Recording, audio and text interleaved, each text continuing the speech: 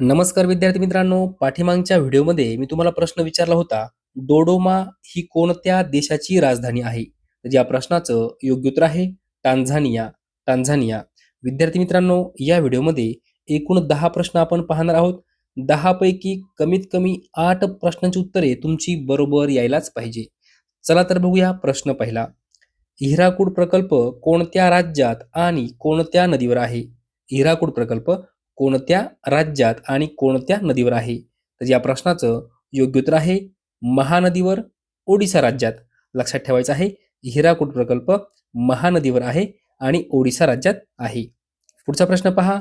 Black hill, blue hill आणि Green Hill नावाच्या टेकड्या कोणत्या देशात आहे?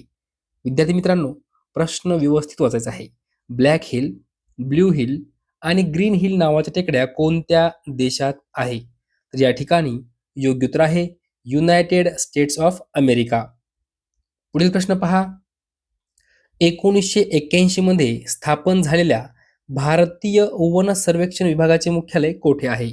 हा प्रश्न वारंवार तलाठी भरतीमध्ये विचारला गेला आहे. हा प्रश्न वारंवार पोलीस भरतीमध्ये विचारला गेला आहे.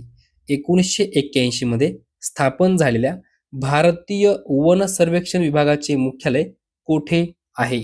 तर या ठिकाणी योग्य उत्तर आहे डेहराडून. डेहराडून. पुढील प्रश्न पहा. भारतातील सर्वात मोठे रेल्वे जाळे कोणत्या राज्यात आहे? सर्वात मोठे रेल्वे जाळे कोणत्या राज्यात आहे? पर्याय पहा. तामिळनाडू, केरळ, महाराष्ट्र, उत्तर प्रदेश. तर या ठिकाणी योग्य उत्तर आहे उत्तर प्रदेश. उत्तर प्रदेश. भारतातील सर्वात मोठे रेल्वे जाळे उत्तर प्रदेश राज्यामध्ये आहे. पुढील प्रश्न पहा. सुंदरबनचा त्रिभुज प्रदेश कोणत्या नदीने बनवला आहे? हा प्रश्न वारंवार तलाठी भरतीमध्ये विचारला गेला आहे. हा प्रश्न पोलीस भरतीमध्ये वारंवार विचारला गेलेला आहे. तर पहा, सुंदरबनचा त्रिभुज प्रदेश कोणत्या नदीने बनवला आहे? या ठिकाणी योग्य उत्तर आहे गंगा. गंगा. पुढील प्रश्न पहा. गरम पाण्याच्या गिझरच्या आतील आवरणासाठी कोणत्या धातूचा वापर केला जातो? गरम पाण्याच्या गिझरच्या आतील आवरणासाठी कोणत्या धातूचा वापर केला जातो?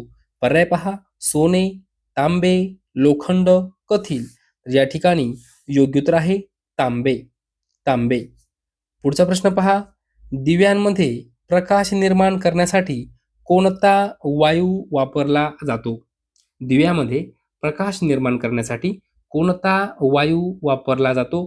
पर्याय पहा. Methane, hydrogen, carbon, acetylene. या ठिकाणी योग्य उत्तर आहे ॲसिटिलीन. ॲसिटिलीन. पुढचा प्रश्न पहा. एकूण शतपत्रांची संख्या किती होती? प्रश्न महत्वपूर्ण आहे. एकूण शतपत्रांची संख्या किती होती? पर्याय पहा. 109, 108, 110, 111. या ठिकाणी योग्य उत्तर आहे 108. लक्षात ठेवायचं आहे 108 ही एकूण शतपत्रांची संख्या होती. विद्यार्थी मित्रांनो, ही शतपत्रे कोणाची होती हे तुम्हाला कमेंट बॉक्समध्ये सांगायचं आहे. ही जी काही शतपत्रे होती ती नेमकं कोणाची होती त्याचं उत्तर तुम्हाला कमेंट बॉक्समध्ये सांगायचं आहे. कारण यावर तलाठी भरतीमध्ये खूप वेळा प्रश्न विचारला गेला आहे आणि पोलीस भरतीमध्ये सुद्धा खूप वेळा प्रश्न विचारला गेला आहे. पुढील प्रश्न पहा. सुबोध रत्नाकर हा ग्रंथ कोणी लिहिला? याचं उत्तर तुम्हाला लगेच यायला पाहिजे, कारण हा प्रश्न किती वेळा पोलीस भरतीमध्ये विचारला गेला आपल्याला मोजावं लागणार आहे.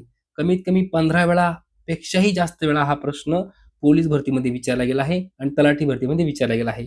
सुबोध रत्नाकर हा ग्रंथ कोणी लिहिला? तर या प्रश्नाचं योग्य उत्तर काय असणार आहे? योग्य उत्तर आहे सावित्रीबाई फुले. सावित्रीबाई फुले. पुढचा प्रश्न पहा. डॉक्टर बाबासाहेब आंबेडकर यांनी who were the Shudras, who were the Shudras हा ग्रंथ कोणास समर्पित केला? पर्याय पहा. वीरा शिंदे, राजर्षी शाहू महाराज, महात्मा फुले, गोपाळ गणेश आगरकर. तर या ठिकाणी योग्य उत्तर आहे महात्मा फुले. लक्षात ठेवायचं आहे डॉक्टर बाबासाहेब आंबेडकर यांचा ग्रंथ होता हू वेअर दी शुद्राज आणि हा जो एक ग्रंथ होता तो त्यांनी कोणाला समर्पित केला होता? तर महात्मा ज्योतिबा फुले यांना समर्पित केला होता. हा प्रश्न परीक्षेमध्ये विचारला गेलेला आहे. विद्यार्थी मित्रांनो, आपला शेवटचा प्रश्न आहे आणि याचं उत्तर तुम्ही मला कमेंट बॉक्समध्ये सांगायचं आहे. पहा, महाराष्ट्र पोलीस दलात खालीलपैकी कोणते पद नाही? काय म्हटलं आहे?